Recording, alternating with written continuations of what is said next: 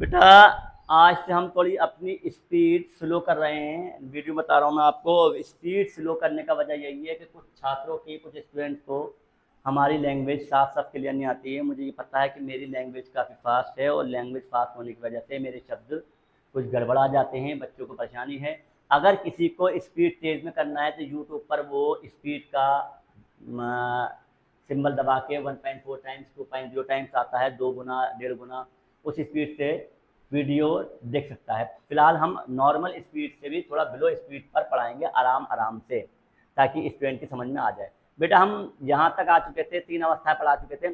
तो अब आ रहे हैं हम अगले पॉइंट पे। क्या पदार्थ अपनी अवस्था को बदल सकता है? अपने प्रेक्षण, प्रेक्षण को इंग्लिश में कहते हैं बेटा ऑब्जर्वेशन। ऑब्जर्व करना, किसी को ध्यानपूर्वक देखना, ऑब्जर्व करना, वो ऑब्जर्वेशन प्रेक्षण कराता है। जल पदार्थ की तीनों अवस्थाओं, तीनों फेसेस, तीनों स्टेट में, स्टेट कौन सी थी? तीनों स्टेट, ठोस, द्रव, gas, solid, liquid and gas. अवस्थाएं स्टेट, ठोस जैसे बर्फ ले ली, द्रव जैसे जल, गैस जैसे जल वाष्प ले लिया। अवस्था बदलने के दौरान पदार्थ के अंदर क्या होता है? अवस्था के परिवर्तन से पदार्थ के कणों पर क्या प्रभाव पड़ता है? क्या हमें इन प्रश्नों का उत्तर नहीं खोजना चाहिए? बिल्कुल खोजना चाहिए बेटा। चलिए आगे आते हैं, लोहे का स्टैंड लेते हैं। लोहे का स्टैंड लिया है, थर्मामीटर लिया है। यहाँ देखें, ये सिंपल घर पे बना सकते हैं। कांच की छड़ है, बीकर है, बर्फ है उसमें, और विलोडक है। विलोडक कहते हैं कांच की खिलौने वाला, ठीक है। बर्नर है, उसे हीट कर रहे हैं और इसको बर्फ को गर्म कर रहे हैं। तापमान परिवर्तन का क्या प्रभाव पड़ेगा?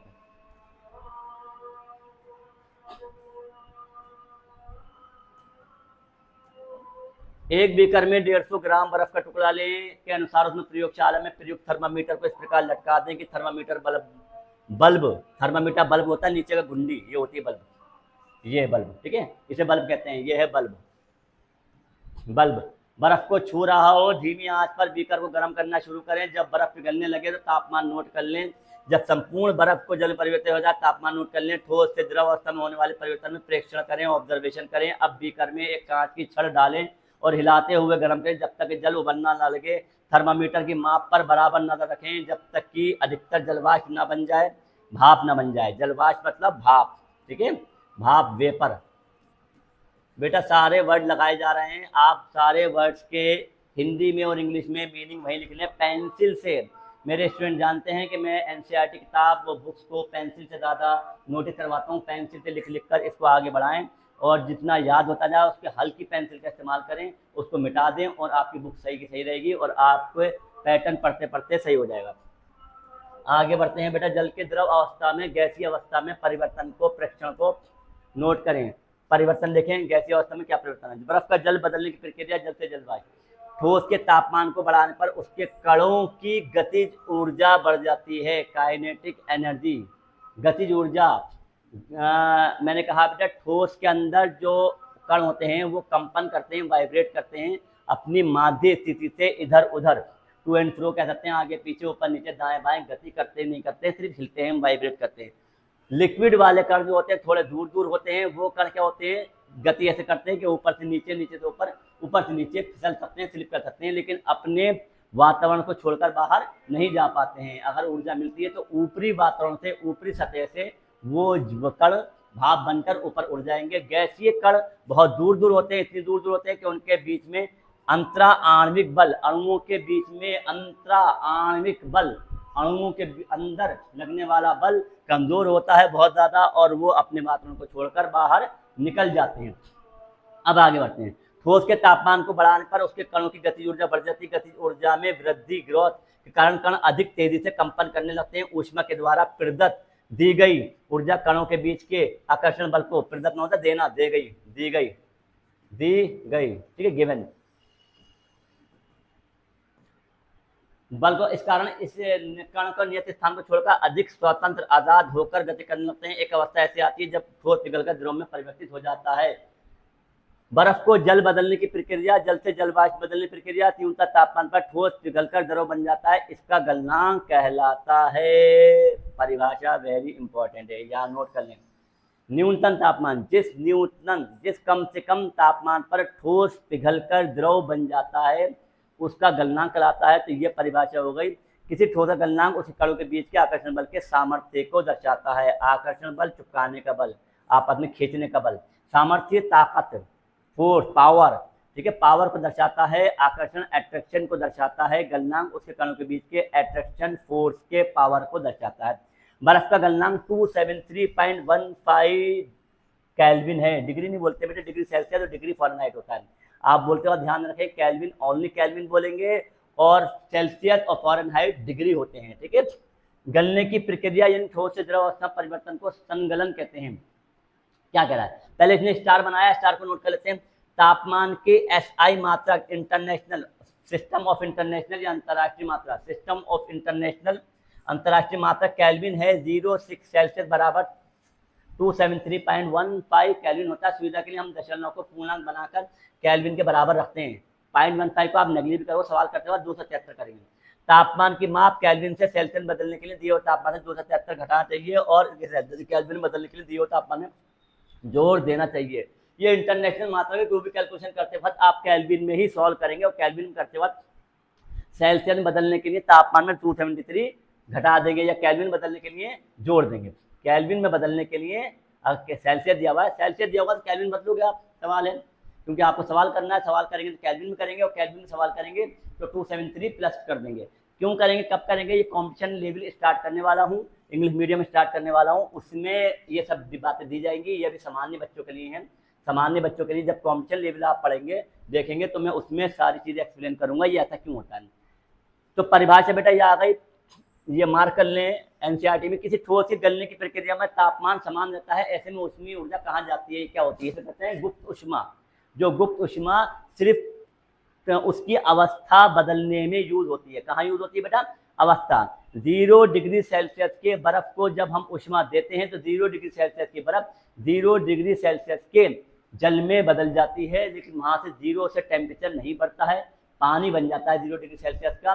तो वो उस वक्त ऊर्जा कहाँ यूज हो रही है, उसकी ठोस अवस्था को कौन सी अवस्था बदलने के लिए, द्रव अवस्था बदलने के लिए। अब देखते हैं जरा, ये लिखा हुआ गलने के प्रयोग की प्रक्रिया के दौरान आपने ध्यान दिया होगा कि गलनांक पर पहुंचने के बाद जब तक संपूर्ण बर्फ पिघल नहीं जाती, गलनांक पहुंचना, तापमान नहीं बदलता है। बीकर को ऊष्मा प्रदान करने के बावजूद भी ऐसा ही होता है। कणों के पारस्परिक आकर्षण बल को वशीभूत, उसे कंट्रोल में, पारस्परिक आपस में पदार्थ की अवस्था को बदलने में इस ऊष्मा का उपयोग होता है। चूंकि तापमान में बिना किसी तरह की वृद्धि दर्शाए इस ऊष्मीय ऊर्जा को बर्फ अवशोषित कर लेती है। इस ऊष्मीय ऊर्जा को बर्फ अवशोषित कर लेती है। ये माना जाता है कि ये बीकर में ली गई सामग्री में छुपी रहती है, जिसे गुप्त ऊष्मा कहते हैं। ये माना जाता है कि ये बीकर में ली गई सामग्री में छुपी रहती है, जिसे गुप्त ऊष्मा कहते हैं।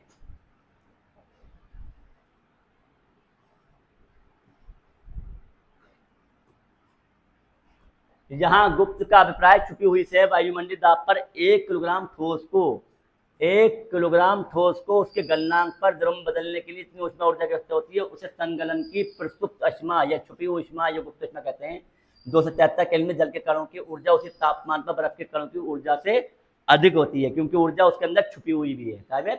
जब हम जल में ऊष्मीय ऊर्जा देते हैं तो कण अधिक तेजी से गति करते हैं। एक निश्चित तापमान पर पहुंचे कणों में इतनी ऊर्जा आ जाती है कि परस्पर आकर्षण बल को छोड़कर स्वतंत्र हो जाते हैं। इस तापमान पर द्रव गैस में बदल जाता है। अब द्रव अवस्था से हम चल रहे हैं किसकी अवस्था की ओर, गैसीय अवस्था की ओर। बेटा जब गैसीय अवस्था में जब हम ऊर्जा देते रहेंगे बीकर के द्वारा या कार्य करके, ऊर्जा भी 2 तरह से दी जाती है, कार्य करके भी आता है, जैसे हाथ गर्म करके आप क्या है बर्फ को पिघला सकते हो और भाप बना सकते हो, पानी को लगातार रगड़ते रहो, भाप बन के उड़ जाएगा, ऊपर से ऊपर वाष्पीकरण हो जाएगा। और आप उसको टेम्परेचर बढ़ाकर भी कर सकते हो, तापमान बर्नर के द्वारा ऊर्जा देकर कर सकते हो। तो किसी तरह आपने जब ऊर्जा दी तो आकर्षण बल जो था, एट्रैक्शन फोर्स जो था, तोड़कर वो आजाद हो गया और तापमान पर द्रव लिक्विड काय में बदल गया, गैस में बदल गया। वायुमंडलीय दाब पर वह तापमान जिस पर द्रव बल लगता है उसके उसका क्वथनांक कहते हैं। वेरी इंपॉर्टेंट, ये परिभाषा हो गई क्या की, क्वथनांक की। क्वथनांक समष्टि गुण है, समष्टि मतलब सभी को मिला हुआ। द्रव के सभी कणों को इतनी ऊर्जा मिल जाती है कि वाष्प में बदल जाते हैं, सभी कणों का।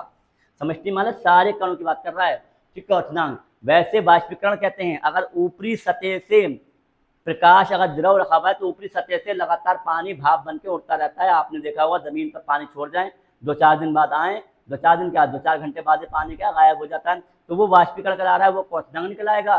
क्वथनांक होगा सारा पानी जो अंदर तक का भी है, सभी वायुमंडल दाब के बराबर या उससे अधिक हो जाता है, और वायुमंडल दाब से अधिक होता है तो वो उस वातावरण को छोड़कर बाहर निकल जाता है, तो वो क्वथनांक कहलाएगा। ठीक है, जल के लिए तापमान 100 डिग्री सेल्सियस और 373 जोड़ देंगे आप, हो जाएगा। क्या आप वाष्पीकरण गुप्त ऊष्मा परिभाषित कर सकते हैं? बिल्कुल कर सकते हैं। तो उसी तरह बात की जैसे हमने संघनन गुप्त कर लें आराम से, बहुत बढ़िया आ गया गुप्त ऊष्मा। थोड़ा सा आप देखते हैं, ये कुछ क्रियाकलाप करा रहे हैं। हाँ, कणों में तापमान, पानी कणों की अधिक ऊर्जा दे सकते हैं क्योंकि भाप के कणों ने वाष्पीकरण गुप्त ऊष्मा के रूप में अतिरिक्त ऊर्जा अवशोषित कर ली है। अब 100 डिग्री सेल्सियस की भाप है और 100 डिग्री सेल्सियस का क्या है जल है, तो भाप में ज्यादा ऊर्जा होगी। क्यों होगी? क्योंकि भाप ने उनमें ज्यादा ऊर्जा ली है अपनी अवस्था बदलने के लिए। द्रव अवस्था से गैसीय अवस्था में जब वो बदले हैं, द्रव अवस्था से गैसीय अवस्था में बदले हैं, तो ये 100 डिग्री सेल्सियस की मान लो यहाँ पर वाष्प है और ये 100 डिग्री सेल्सियस का जल है, तो ये ज्यादा होगी और ये क्या होगी? कम होगी। ये ज्यादा क्यों होगी? क्योंकि इसमें जो अणु आए हैं उन्होंने द्रव अवस्था से गैसीय अवस्था बदलने के लिए ऊर्जा ली है, और इसे कहते हैं गुप्त ऊष्मा। 540 कैलोरी होती है पर ग्राम, या 80 होती है, यहाँ पर 80 होती है, ये 540 है, 539 है। 540 कैलोरी या 80 कैलोरी प्रति ग्राम है, तो 540 कैलोरी हर अणु में ज्यादा है, हर मोल में, ग्राम में। ठीक है, तो हर ग्राम में 540 ज्यादा है, तो ये ऊर्जा ज्यादा होगी, गैसीय अवस्था की ज्यादा होगी और द्रव अवस्था कम होगी। अतः हम कह सकते हैं कि तापमान बदलकर हम पदार्थ को एक अवस्था से दूसरी अवस्था में बदल सकते हैं। देखें, ठोस से द्रव बदलना है, द्रव से गैस करना है, शीतल करें, कूल करें तो द्रव बदल देंगे, शीतल बदल देंगे। कक्षा 6 से पढ़ते आ रहे हैं। हमने सीखा कि गर्म करने पर पदार्थ की अवस्था बदल जाती है, गर्म होने पर ठोस से द्रव, द्रव से गैस बन जाते हैं। लेकिन कुछ ऐसे पदार्थ हैं जो द्रव अवस्था से प्रतिबिंब ठोस अवस्था में बदल जाते हैं। अब आ गया नया प्रोसेस, सब्लिमेशन। क्या आता है? सब्लिमेशन या उध्रपातन। क्या कहते हैं? गर्म होने पर ये ठोस से द्रव और द्रव से गैस बन जाते हैं। लेकिन कुछ ऐसे पदार्थ हैं जो अवस्था परिवर्तित हुए बिना ठोस अवस्था से सीधे वाष्प अवस्था में बदल जाते हैं, उन्हें कहते हैं नौसादर है, आयोडीन है, कई ऐसे पदार्थ हैं जो सीधे इस रूप में बदल जाते हैं। कपूर है, काफूर, कैम्फूर, जो आपके बाथरूम में जो सफेद गोली होती हैं काफूर की, वो भी होती हैं। चाइना डिश, जो थोड़ा सा कपूर लें, उसे चूर्ण करके चीनी की प्याली चाइना डिश में डाल दें, कीप को उल्टा करके इस प्याली के ऊपर रख दें, कीप के एक सिरे पर रुई का टुकड़ा रख दें, जैसे कि दर्शाया गया। आप धीरे धीरे गर्म करें और ध्यान से देखें, रुई का टुकड़ा ऊपर रख दिया, देखें ध्यान से, उल्टा रखा हुआ कीप है, ठोस बना कपूर है, चीनी मिट्टी की प्याली है, वाष्प बना कपूर है, वाष्प बन गया सीधा ठोस से, पानी नहीं बना, लिक्विड नहीं बना। ठीक है,